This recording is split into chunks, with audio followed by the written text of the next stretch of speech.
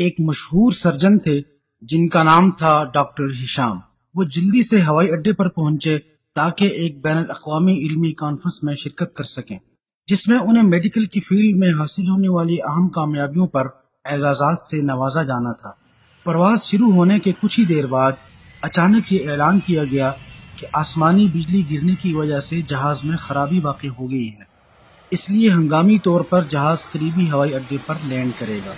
Doctor نے ہوائی اڈے پر انفارمیشن آفیسر سے بات کرتے ہوئے کہا، میں ایک انٹرنیشنل ڈاکٹر ہوں، میرا ہر منٹ لوگوں کی جانوں کے برابر ہے، اور آپ یہ چاہتے ہیں کہ میں 16 گھنٹے جہاز کے انتظار میں بیٹھا رہوں؟ آفیسر نے جواب دیا، جناب والا، اگر آپ کو اتنی ہی جلدی ہے تو آپ رینٹ پر گاڑی لے لیں، یہاں سے آگے آپ کو گاڑی پر 3 گھنٹے ہی لگیں گے۔ ڈاکٹر ہشام اس پر راضی ہو گئے اور گاڑی رینٹ پر لے کر روانہ ہو گئے۔ اچانک موسم تبدیل ہو گیا اور موسلادھار بارش شروع ہو گئی۔ ان کے لیے سامنے دیکھنا بھی مشکل ہو گیا، مگر وہ چلتے رہے۔ 2 گھنٹے گزرنے کے بعد انہیں یقین ہو گیا کہ وہ راستہ بھٹک چکے اور تھکاوٹ بھی محسوس ہوئی۔ قریب ہی ایک چھوٹا سا گھر نظر آیا، اس کے سامنے ہی گاڑی کھڑی کر دی اور دروازہ کھٹکھٹایا۔ اندر سے ایک بوڑھی عورت کی آواز آئی، آپ جو کوئی بھی ہیں اندر آ جائیں، دروازہ کھلا ہوا ہے۔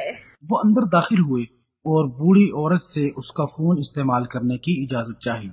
بڑھیا ہنسی اور کہنے لگی، کیسا فون بیٹا؟ کیا تمہیں نہیں پتا تم کہاں ہو؟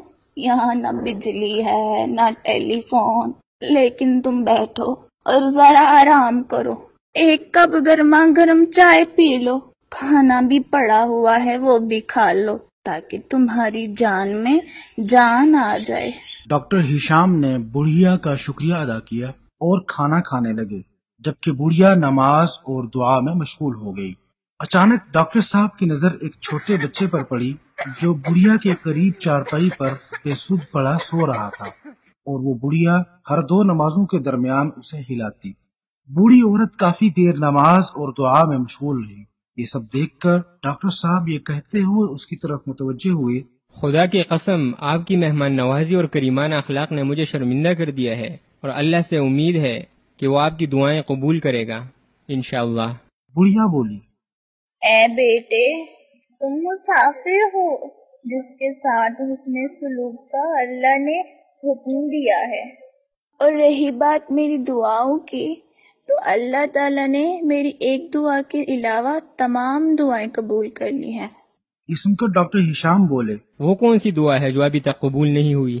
بڑھیا بولی، یہ بچہ جو تمہیں نظر آ رہا ہے میرا پوتا ہے، اس کے ماں باپ دونوں نہیں ہیں، اسے کوئی لا علاج بیماری لگی ہے جس کے علاج سے یہاں کے تمام ڈاکٹروں نے جواب دے دیا ہے۔ مجھے کسی نے بتایا ہے کہ ایک بڑا سرجن اس کا علاج کر لے گا، اس کا نام ڈاکٹر ہشام ہے، لیکن وہ یہاں سے بہت دور رہتا ہے۔ مجھ میں اتنی طاقت نہیں کہ اس بچے کو اس کے پاس لے جا سکوں، اور مجھے ڈر ہے کہ کہیں یہ بیچارہ جان سے ہاتھ ہی نہ دھو بیٹھے، اس لیے میں نے اللہ سے دعا کی ہے کہ میرا معاملہ آسان کر دے۔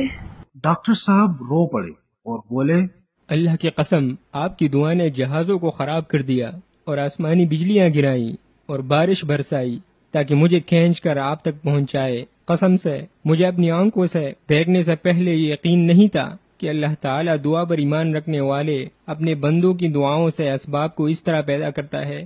جب اسباب ختم ہو جاتے ہیں تو زمین و آسمان کے خالق کی طرف رجوع کے سوا کوئی راستہ باقی نہیں بچتا۔ وَإِذَا سَأَلَكَ عِبَادِي